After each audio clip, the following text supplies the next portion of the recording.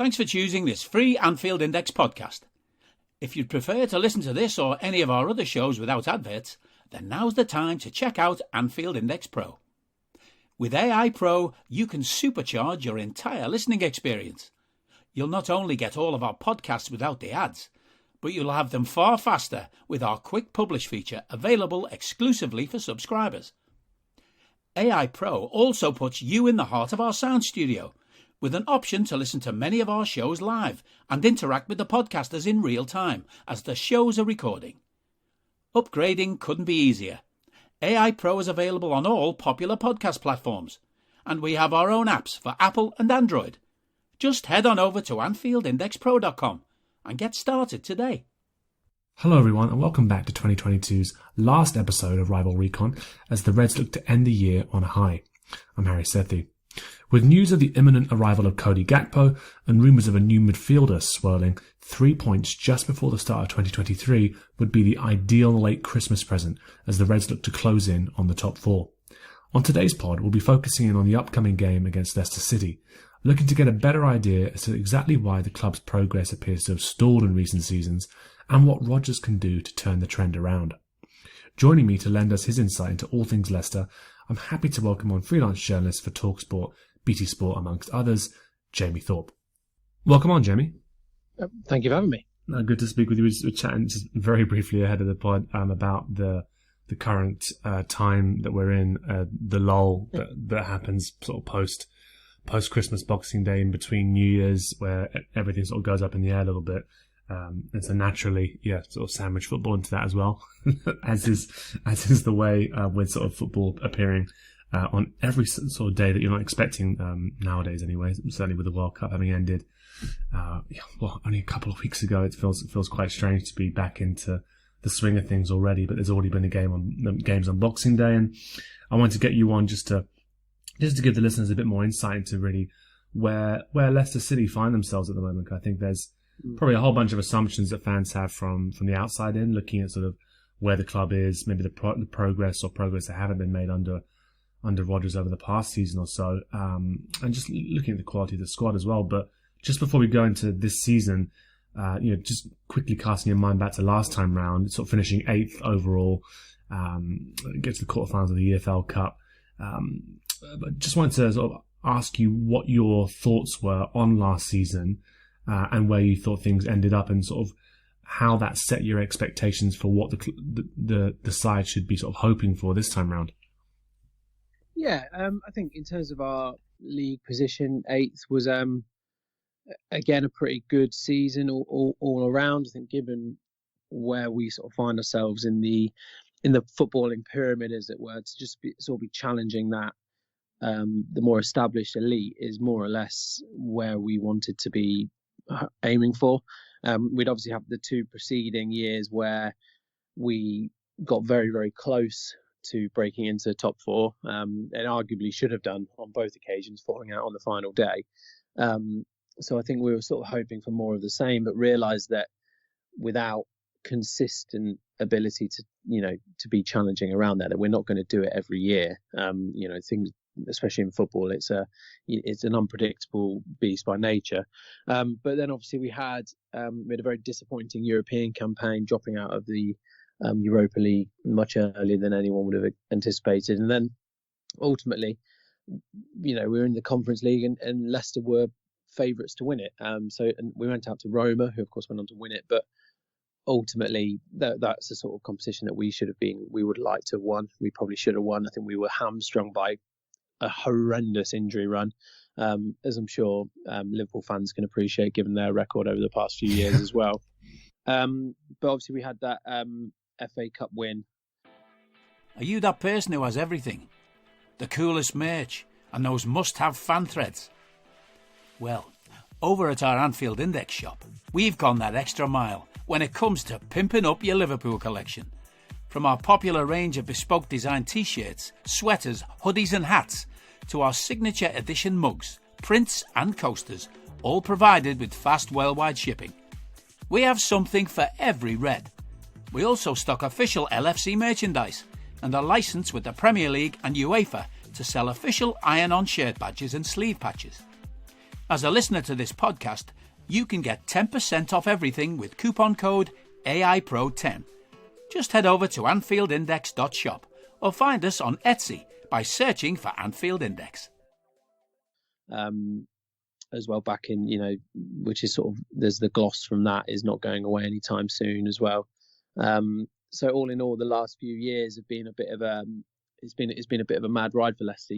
We were in a very strange position in that whilst we've done incredible work and the progress that we've made under Rodgers is fantastic, it's still sort of tinged with disappointment. There's a slight disappointment. We haven't done better in Europe. There's obviously the disappointment of this season.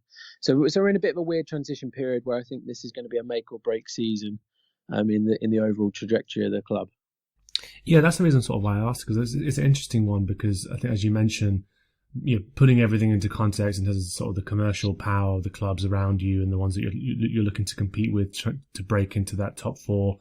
I think that should always be understood, I think, as well as you mentioned there some of the development you've seen under Rodgers, but then those seasons where you nearly sort of finished in the top four, how has that sort of adjusted expectations amongst the fan base? I mean, like you mentioned there, I think it's FA Cup win, the glosses are going to go from that for a while.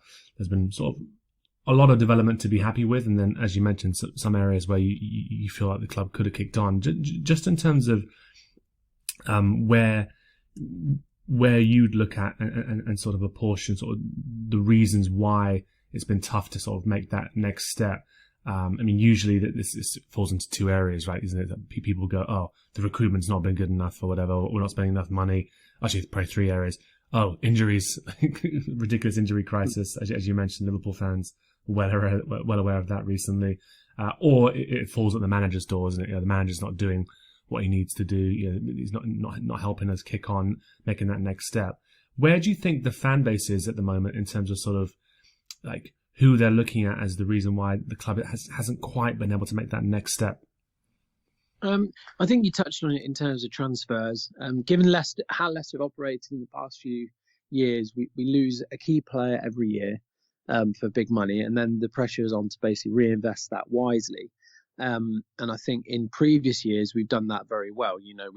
We've lost Harry Maguire, Ben Chilwell, Riyad Mahrez and N'Golo Kante for big money, but we've managed to put that into players like Wilfred Ndidi, and we had Chaglar Soyuncu, who was excellent when he first arrived, Yuri Tielemans. So we have invested it well. Now the problem comes when we don't invest it well, and I think when you look at obviously probably something that you were going to touch into, but the transfer window last year was almost you go as far as calling it an unmitigated disaster. We brought in Samare from Lille, who had just won their first League One title in however many years. He was Player of the Year over there. Brought him in for 20 million euros. You think that's not a bad signing, and he's been poor. Struggled to adjust. Patson Daka has shown it in flashes, but then we had the duo disasters from Southampton. Yannick Vestergaard was probably one of the worst signings we've had in well over a decade, and Ryan Bertrand, who's played 3 or 4 games as well, even though he was a free. That's a disaster. So overall, the strength of the squad, it's been hit pretty hard. And I think when the problem that we find is that I think the teams in the top 6, for example, the traditional big clubs, if they have a bad window, which I think some have, like you look at Man United, for example, it doesn't necessarily impact them as hard because they can go in the next window or even the window after that and still recover their position. Whereas that knocks us back 5-6 positions. Suddenly your pulling power is less. You're not as attracted to other teams, and you spiral like that. And I think that's what we're paying the price for this season, to be honest. And obviously we had a very poor summer window this year as well, in that we didn't sign anyone of note until the last day. So it's I think that you can attest it a lot down to the manager, sure. He's the one that has taken a great portion of the blame this year. But ultimately we've been let down by our recruitment in terms of being inactive or simply not bringing in the right profile of player. Yeah, and I think when you're mentioning there sort of the ability that some clubs have to make mistakes in the window, or not invest as much and then sort of go again the next time round. It's been a discussion that I think Liverpool fans have had as well, just around.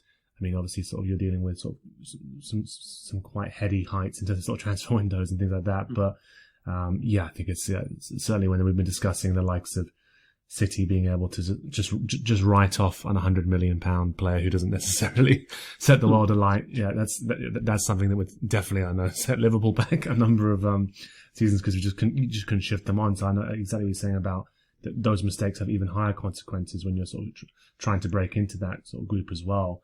We mentioned this summer window, because I won't talk too much about sort of the last time around. I think you've covered that nicely with sort of the way in which certain players haven't quite settled, and also sort of just the bizarre sort of signings I thought of Vestergaard and Bertrand, really. But this time round, sort of Fofana departing really late on, obviously, highly rated young defender, gone through injury problems, but looks a really promising talent. Obviously departed to Chelsea for around €80 million. The other departure I'm interested in sort of discussing as well, again, very different end of his career, Kasper Schmeichel, at the age of 35, heading off to Nice. That seemed to be, I mean, from the outside in, that seemed to sort of be around sort of maybe a disagreement that he had with coaches or whatever at the club. And I just wanted to get your opinion on losing, I mean, yes, somebody who's coming towards the end of their career, but losing somebody who was such a big figure in the dressing room, into the Kasper Schmeichel, the number one for such a long time. Danny Ward trying to sort of fill his boots there. But I mean, what's your thought on that departure? And is there a need, you think, to strengthen there further? Hello, I'm here to annoy you. I'm here to annoy you into listening to more of me and more of others on EPL Index. We don't just have the Anfield Index stuff. We've got EPL Index as well, which covers the entirety of the Premier League.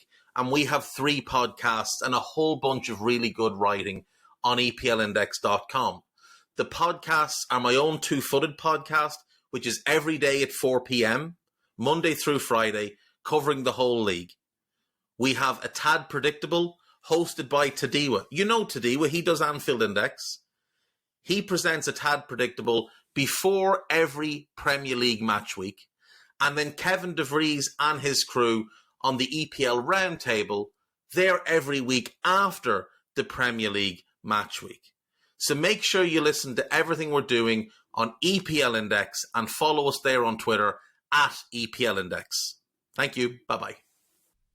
Yeah, it's a big loss, isn't it? Because Schmeichel, what he brought on the field was obvious. I think that as a goalkeeper for Leicester, he'd been phenomenal. Been with us for a decade or so, had been with us all through that rise from from the Championship days through to winning the Premier League and the Champions League journey, etc. So, but on the pitch, fantastic shot stopper. I know in the last couple of years he'd drawn a bit of criticism for his command of the area that was waning a bit, and his distribution was a bit inconsistent. But overall, he was still a brilliant keeper who could pull a moment out of the hat. So he had a big save in him, which I think when you're at Leicester's level, where one goal either way could make such a huge difference to a game, that was massive. But it was his influence off the pitch that I think we've really lacked and really lost, especially when things have started to go wrong.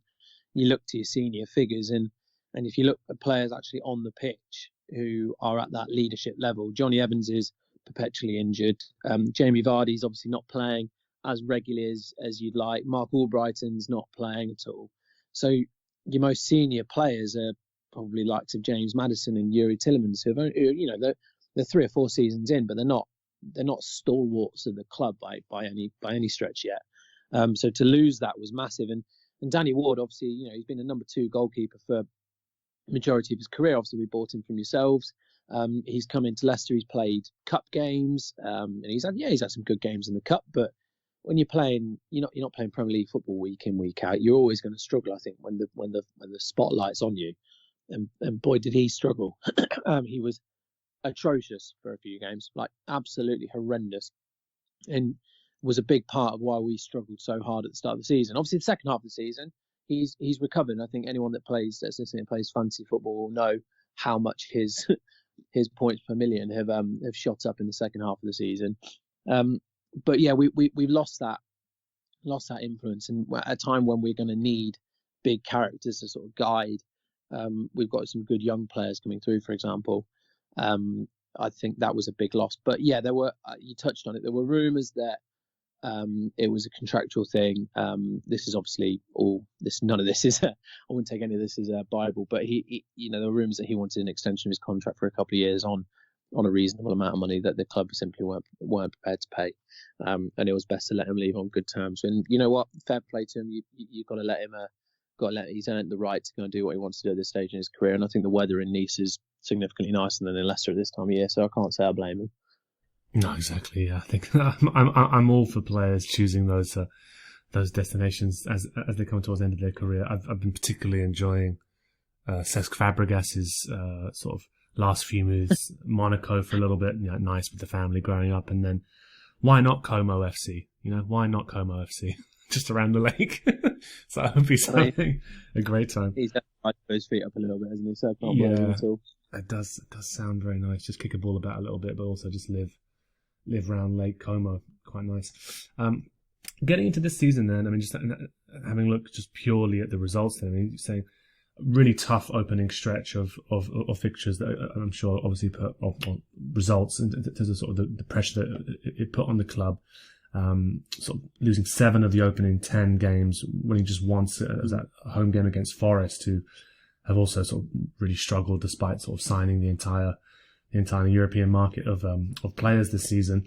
I mean, are there just give us your thoughts on what you've made of that opening stretch? Clearly, really difficult period to go through, and maybe pick out a couple of games in there that you think maybe highlighted the issues that you've seen so far this season, or maybe some of the games where you think actually the result was pretty harsh in the end. Yeah, it was. I mean, the first game at home to Brentford, we went in at half time 2-0 up, and we were absolutely coasting.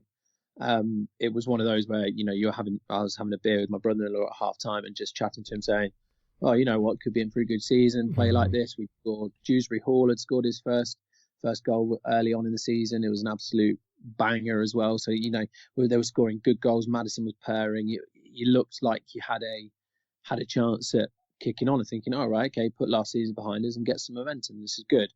And then we just utterly, completely capitulated. I think Brentford grabbed a goal out of nowhere with their first real attack of the game. And then it was like the players all had a collective head loss. And you were looking around going, they're going to score again here. This is inevitable. And if anything, Brentford should have won the game. We ended up drawing 2-2, but they could have won it. And you were thinking the way at which they sort of folded after conceding a goal was unbelievable. We went to Arsenal and conceded 4. Again, very similar vibe. Played okay, conceded a goal. All at sea. Same with Southampton. And then we went on a bit of a run of fixtures against Chelsea and United. Tottenham put 6 passes, which is particularly painful. But I think the worst game for me in that opening stretch was the Brighton game. Brighton were obviously flying high at the moment at that time, doing really well under Graham Potter. And I think I was away for this game, so I was watching it on holiday, and really, really wishing I wasn't, because we were just nowhere to be found. They ended up running out 5-2. It was a game against a team that you'd really be considering to be in your bracket, of teams looking to break into the top sort of 8 in the country. And we were just blown away in every single department. We couldn't get hold of the ball. They were scoring goals for fun from seemingly anywhere. And you were looking at it going, we're in big trouble here. At this point, we're bottom of the table. And you're thinking, where is your next win going to come from? Fortunately, our East Midlands rivals decided to be in a pretty generous mood by turning up with one of the most abject performances I've ever seen, and letting us run out 4-0 winners. But up until that point, you were very, very concerned, and the calls for Rodgers' head had grown with good reason at that point, because you can't lose that many games at the start of a season and regain momentum. It very rarely happens. So you could see the reason why the fans were getting antsy. But just quickly, I mean, because you mentioned Wesley Fofana a little while back, and I think you can't understate the effect of that had on the club. Yeah. The way that he went about trying to get his move away, he was playing some weird games on social media. It was pretty obvious what he wanted. I think there was rumours that he had made his feelings clear internally, and there was all this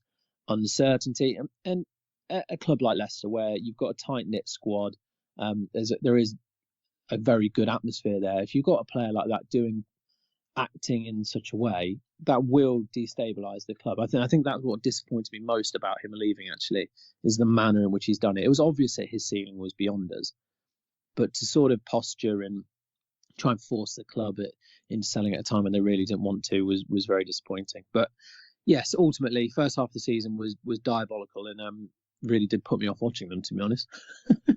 Yeah, I can imagine. And I mean, just looking at sort of how the results maybe turned a little bit. I mean, I'm looking here at sort of around sort of the 20th of November, and sort of a nice stretch of green in terms of sort of some of the wins that started coming out. I mean, what did you think was the big turning point there in terms of sort of being able to put some points on the board, turning things around somewhat towards the end of last year? Oh, this year, yeah. God, this year just feels like a different decade, to be fair. It was a bit of a strange one, really, because we brought in a set piece specialist coach. I mean, our record from set pieces was, the graphic you'd see on Sky Sports at every game. We were by far and away the worst in the league. Every corner that we would concede at home was met with groans from all four corners of the ground, thinking, "Oh God, here we go again." And suddenly we were much tighter, we were much sharper, we weren't conceding from every single one, and I think that gave the basis of a bit more confidence in the side. Ward gained in confidence and started making some big saves, commanding his area, and it just sort of grew from there. I think a lot of it can be put down to the form of James Maddison, to be honest, because when he is on his game, he is nigh on unplayable. And he was conjuring moments from nowhere that were sort of dragging us through games and giving the team a bit of confidence. But we obviously had a nice run of fixtures as well, playing Forest, Palace, Leeds, and a struggling Wolves side, and putting in fairly good performances, especially against Leeds and Wolves. We had an excellent, it sounds a bit strange to say, but we had an excellent performance where we lost 1-0 to Man City. I'm not sure if you can remember, but it was a De Bruyne free kick that separated us on the day, which was, no goalie gets near that in my view. So it was just confidence breeds confidence, and that was what we were showing. We were turning up, being a bit more positive, moving the ball quicker, and we sort of settled into a bit more of a regular side as well. And football can be as fickle as that, I think, especially when you're in this league, when you're struggling. Just a couple of good results and you're on your way. But to go unbeaten in 7 was very surprising. Yeah, sort of much welcome as well. I'm just reading some quotes here around sort of obviously the game that we just most recently seen on Boxing Day. Newcastle continuing to sort of fly very high at the moment. Second place in the league, sort of ran out sort of 3-0 winners on the day. And again, I think some of the quotes from Rodgers after the game were talking about sort of individual errors, some sort of poor defensive sort of structure, poor mentality as well. Actually sort of alluding to some of the stuff that maybe you'd seen at the start of the season and hope to get away from a little bit. Obviously, games around this time of the season are always quite strange, I think, in terms of sort of trying to make any massive judgments about performance level, especially after this weird World Cup break that we've had as well. But I think it did definitely highlighted the need, as you talked about there. I think fans have been talking about around the need to make maybe some signings this window. I think it's potentially going to be a more active window for quite a few clubs than we're used to seeing. Maybe that World Cup break is partly responsible for it as well. It looks as though there's potentially quite a lot of business to be done. I think Rodgers has definitely said as much. Realistically, given sort of the time, given the window, I mean, where do you think are the areas that really need to be invested in if the side's going to get sort of kick on? I don't need a VPN. I've got nothing to hide. This is what I used to tell myself before I hooked up with LibertyShield.com. Not only is my home internet now fully encrypted, but I can now access all the websites I want, whenever I want, and do so from absolutely anywhere. As a Liverpool fan, I love to know I can now watch every match, regardless of whether it's on UK TV or not. My Liberty Shield VPN makes sure nothing is blocked, and guarantees me super fast streaming speed throughout that match. You can get connected right now with their software package, which includes a 48-hour no-obligation free trial and instant access to their apps for Apple, Android, Fire TV, PC, Mac, and Android TV. Or go a step further like I have and get one of their pre-configured VPN routers. These small but powerful devices allow you to easily connect every device in your home to VPN, making it the perfect solution for smart TVs, Mag boxes, and games consoles. Visit libertyshield.com today and use coupon code AIVPN25 to get 25% off at checkout. Everywhere, yeah. Yeah, I think if we had to just make one signing, I'd want a centre back. Right. Okay. It's where we're thinnest by a mile. I mean, Daniel Amartey is something of a cult figure at Leicester because he's been thrust. He's not a centre back by trade, but he's been starting there almost week in, week out when we've had bad injuries and players obviously not performing to the level you'd expect. And he's now, him and Wout Faes are our first choice pairing.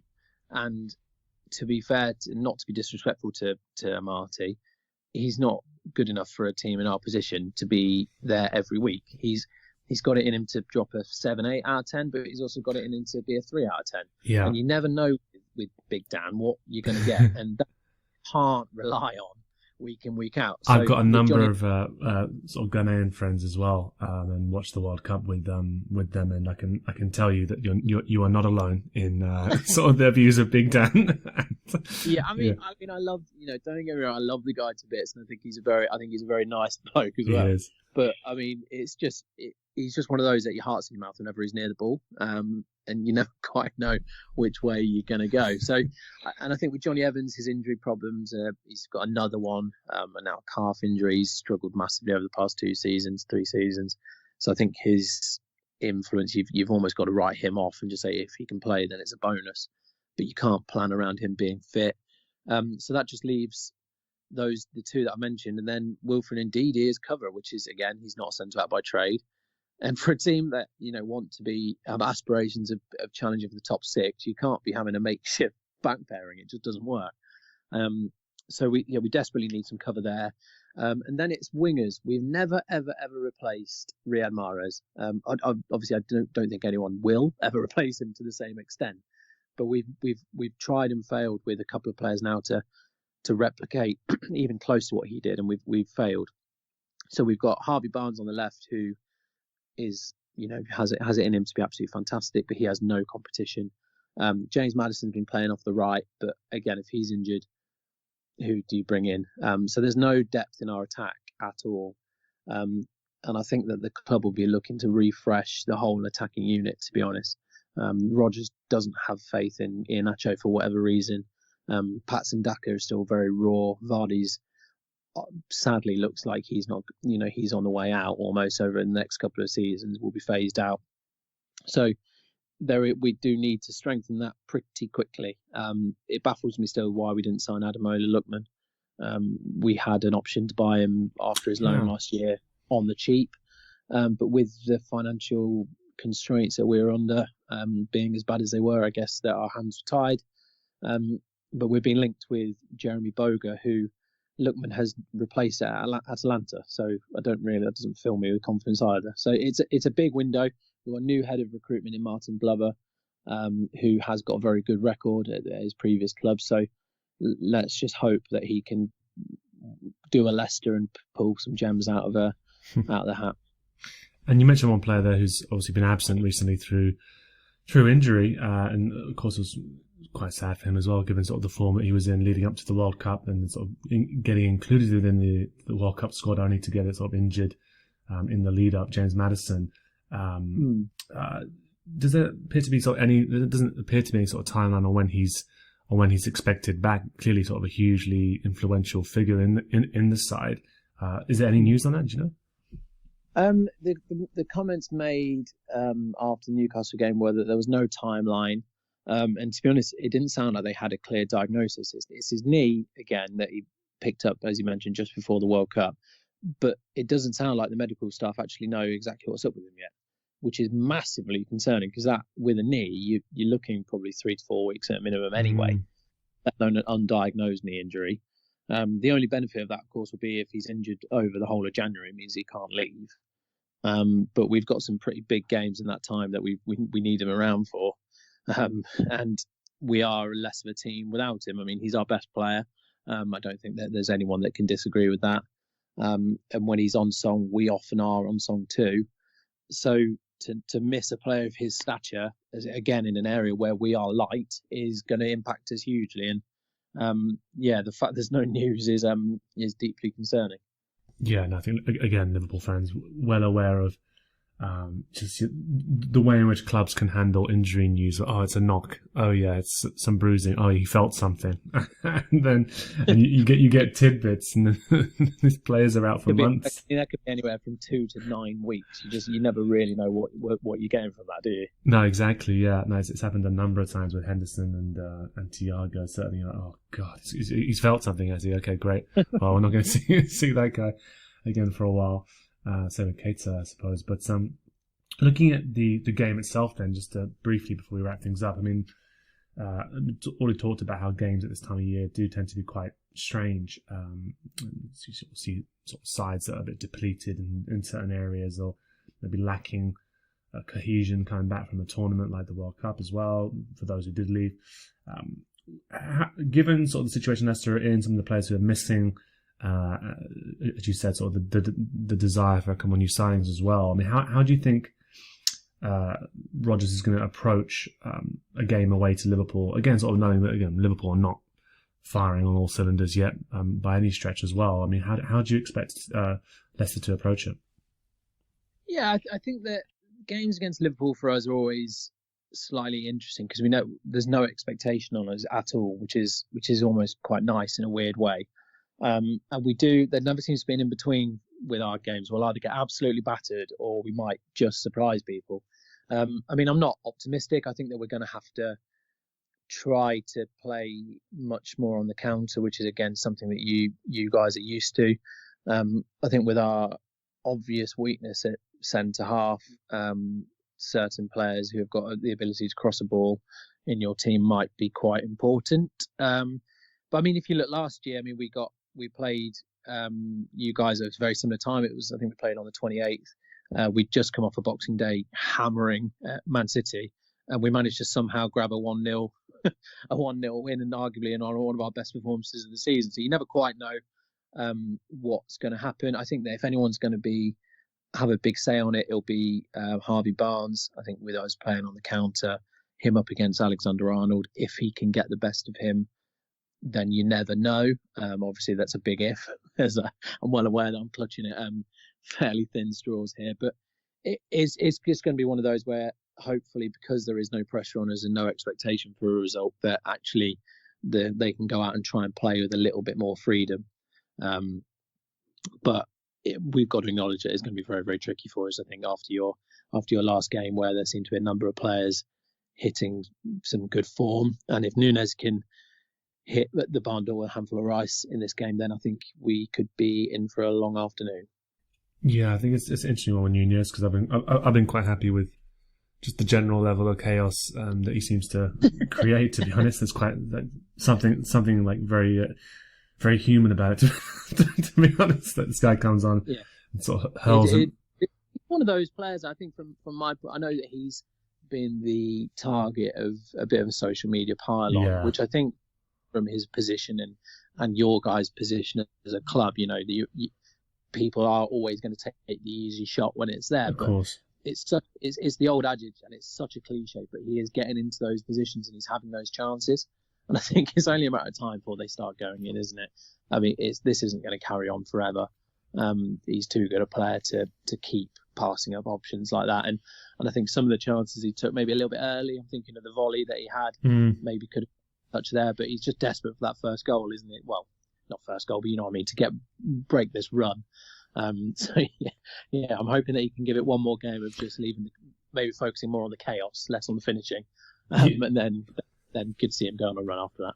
Yeah, no, I was going to say, I mean, obviously he's going to be just the latest news is that he's going to be joined in that department by, was it Cody Gakpo as well, which looks like it's going to be, very exciting. Unexpected, to be honest, but excited exciting addition. So yeah, I'm going to take a little bit of the pressure off him as there'll be another new face to sort of pile onto, I'm sure. Just the last thing before we do wrap up, I mean, I was looking at sort of the next few fixtures for Leicester, sort of Fulham, Forest, Brighton, Villa, and then it gets a bit harder, obviously, around the start of February, Tottenham, United, Arsenal. Obviously, those first few fixtures are, you imagine, going to be quite important to try and get some points on the board ahead of the harder ones. What are your expectations then for the rest of the season at this stage, and how much, I suppose, hinges on what business is done this month? The transfer window is going to be very, very important. But I think that football is such a emotive thing. You have one bad result, and don't get me wrong, the result against Newcastle was bad. We were very poor, but we've not become a terrible side overnight. We've still got good players within the squad, and we are capable of winning football matches. It's not like we've just completely capitulated. So I think when you're watching it, you're sort of hoping that actually, look, you've won. You hadn't lost in 7 before. You have a bad performance against Newcastle down to some pretty horrendous individual errors. If they can cut that out against the sides, as you mentioned, the likes of Fulham, Forest and Villa, then realistically you've got to be aiming to win those games. It'd be really nice to have some reinforcements and get some strength into the squad, bit of a refresh. But if we can win 2 or 3 of those games, then the pressure's taken off you, and you've impacted the sides around you, and we can stop looking over our shoulder as much as we are at the moment. So they're massive games in the context of the season, because you're right, you saying that's just made me think, how bad is our run in February?